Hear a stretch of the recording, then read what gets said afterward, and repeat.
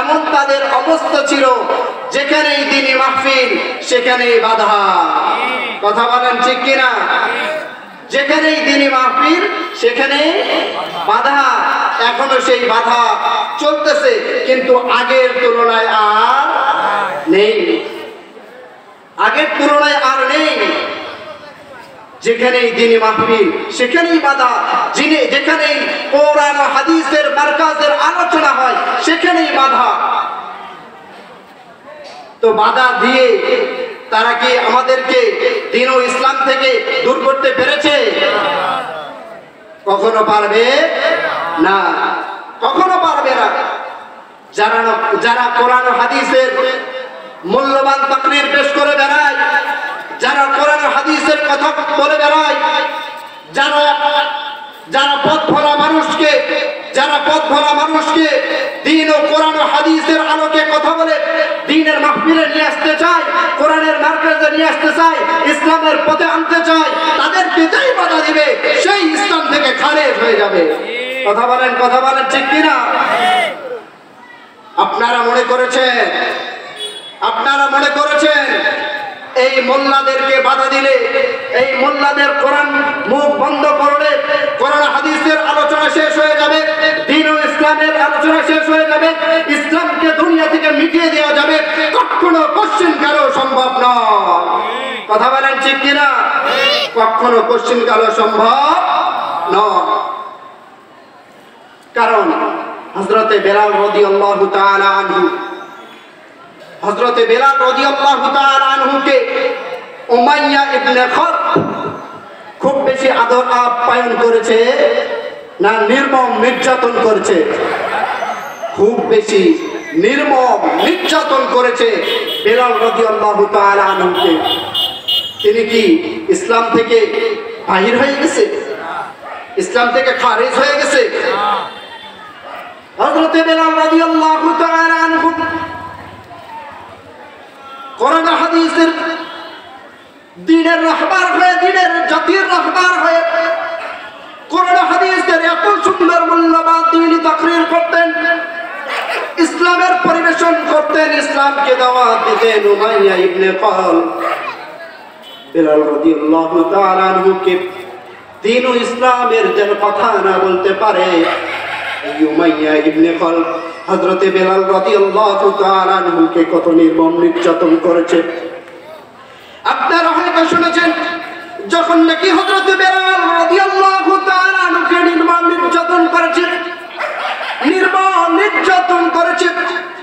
বেলাল রাদিয়াল্লাহু তাআলা আনহুকে এই গলাতে গরু ছাগল আর উঠে যেরকম গলাতে দড়ি বাঁধে না, কথা বলেন, দড়ি বাঁধে না, যেরকম ভাবে গলাতে গরু ছাগল আর উঠের নেই গলাতে রশি বাঁধে, দড়ি বাঁধে, সেই রকম ভাবে হযরতে বেলাল রাদিয়াল্লাহু তাআলা আনহুকে নির্মম নির্যাতন করেছে। কেমন ভাবে? বেলাল রাদিয়াল্লাহু তাআলা আনহুকে তার গলাতে এমন ভাবে রশি বাঁধছে, রশি বাঁধার পরে উমাইয়া ইবনে খালদ বাচ্চাদেরকে ডেকে দিয়ে বলেছে, যাও এই বেলালকে তোমরা গরু ছাগলের নেই তোমরা টানতে থাকো। নাউযুবিল্লাহি মিন যালিক।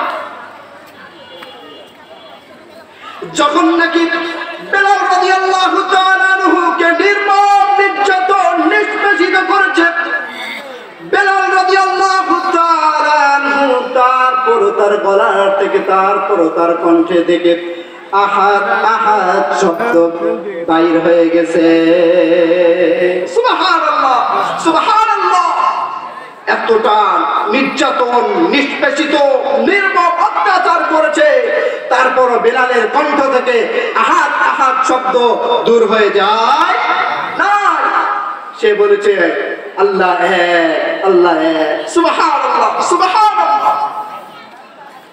যখন নাকি বেলাল রাদিয়াল্লাহু তাআলা আনহু এইরকম ভাবে তার গলার ভয়েস থেকে আহাদ শব্দ যখন দূর হয়ে যায় না, বন্ধ হয়ে যায় না, উমাইয়া ইবনে খালদ দেখতেছে এত নির্যাতন আর নিষ্পেষিত নির্মম অত্যাচার করার পরও বেলালের কণ্ঠ থেকে আওয়াজ আহাত আহাত শব্দ যায় না। বেলাল রাদিয়াল্লাহু তাআলা আনহুকে উত্তপ্ত উত্তপ্ত মরুভূমির উত্তপ্ত বালুকোনায় মরুভূমির উত্তপ্ত বালুকোনায় বেলাল রাদিয়াল্লাহু তাআলা আনহুকে নিয়ে যাওয়া হলো। এমন মরুভূমির এমন উত্তপ্ত বালু যেখানে কোনো যদি গোস্তের টুকরা রাখা হয় কিছুক্ষণের মধ্যে যে গোস্তের টুকরা সিদ্ধ হয়ে যাবে, সেই উত্তপ্ত বালুর উপর বেলাল রাদিয়াল্লাহু তাআলা আনহুকে রাখা হয়েছে। শুধু রাখা হয় নাই সেই বেলাল রাদিয়াল্লাহু তাআলা আনহুর উপরে বিশাল বড় পাথর দিয়ে চাপা দেওয়া হয়েছে। বেলাল রাদিয়াল্লাহু তাআলা আনহুর উপরে এত বড় বিশাল পাথর দিয়ে চাপা দেওয়া হয়েছে।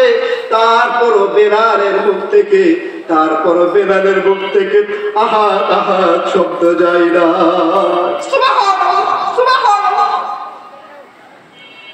যখন বেলাল রাদিয়াল্লাহু তাআলা আনহুকে বলা হচ্ছে, তুমি যদি কোরআন ও হাদিসের কথাবার্তা না বলা বন্ধ করো, তুমি যদি ইসলামের দাওয়াত প্রচার বন্ধ করো,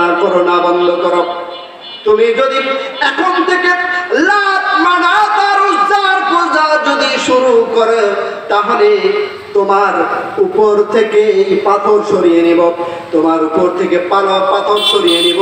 আর এই উত্তপ্ত মরুভূমির বালুর উপর থেকে তোমাকে সরায় আনা হবে। তুমি যদি লাত মানাত আর উজ্জার পূজা করো, তাহলে তোমাকে মুক্তি দেওয়া হবে। কে বললেন? উমাইয়া ইবনে খালদ বললেন। কে বললেন?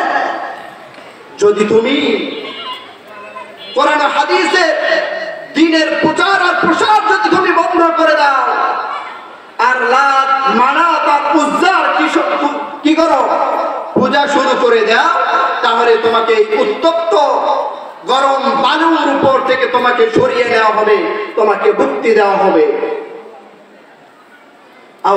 আওলায়ে কণ্ঠে বেলাল রাদিয়াল্লাহু তাআলা আনহু কি যেন বলতেছে। বেলাল রাদিয়াল্লাহু তাআলা আনহু কি যেন বলতেছে। উমাইয়া ইবনে খালদ তার কাছে এসে কানটুকু পাতায়া দিলেন, কান লাগায় দিলেন তার মুখের কাছে লাগায়া দিলেন। আর মুখের কাছে লাগায়া দিয়া বেলাল রাদিয়াল্লাহু তাআলা আনহুর কথা শুনতেছেন। কি বেলাল বলে? বেলাল রাদিয়াল্লাহু তাআলা আনহু তারপর নিম্ন স্বরে এত কঠিন আযাব, এত কঠিন নির্মম নির্যাতন আর নিষ্পেষিত করার কারণে বেলালের মুখ থেকে তখনও আওয়াজ হচ্ছিল আহাত আহাত আহাত। সুবহানাল্লাহ বলেন, সুবহানাল্লাহ।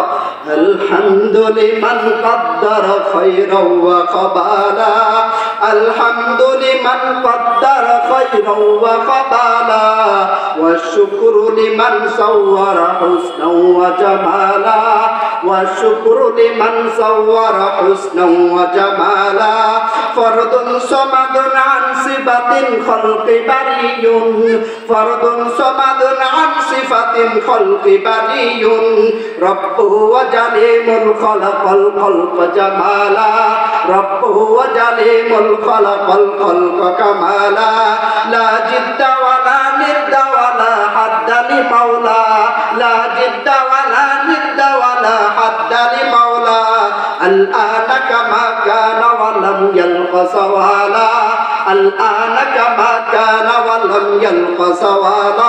আল্লাহু আকবার, আল্লাহু আকবার। এত নির্মম নির্যাতন নিষ্পেষিত করা হয়েছে বেলালকে, তারপর কি দ্বীনের প্রচার শেষ করে বন্ধ করেছে? বন্ধ করে নাই।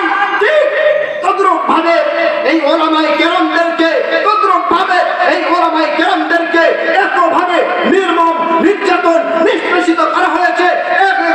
কাঠ ধরে রাখা হয়েছে, জেলেতে রাখা হয়েছে, এমন ভাবে তাদেরকে রাখা হয়েছে। তারপরও দ্বীন ও ইসলামের, তারপর কোরআন ও হাদিসের দাওয়াত আর প্রচার তারা কি বন্ধ করেছে? বন্ধ করে নাই। আর কোশ্চিন গেল কিয়ামতের আগ পর্যন্ত এই কোরআন ও হাদিসের দ্বীনি আলোচনা, দ্বীনি মাহফিল, দ্বীনের কথাবার্তা এই উলামায়ে কেরাম বন্ধ করবে না। কারণ আজকে ঠিক ১৫০০ যুগ আগে, ১৫০০ বছর আগে সে কোরআন নাজিল হয়েছে, অবতীর্ণ হয়েছে। এখনো পর্যন্ত কোরআন হাদিস দ্বীনের আলোচনা বন্ধ হয় নাই। কারণ এখনো পর্যন্ত ওলামায়ে কেরাম দ্বীনের আলোচনা বন্ধ করে নাই। যতই আপনি নির্যাতন আর নির্মম অত্যাচার করেন না কেন, নিজের তাজা জীবন, নিজের প্রাণ কোরআন হাদিসের কারণে বিলীন করে দিলে তারপরও ইসলাম থেকে বাইর হয়ে যাবে না। কথা বলেন ঠিক কিনা?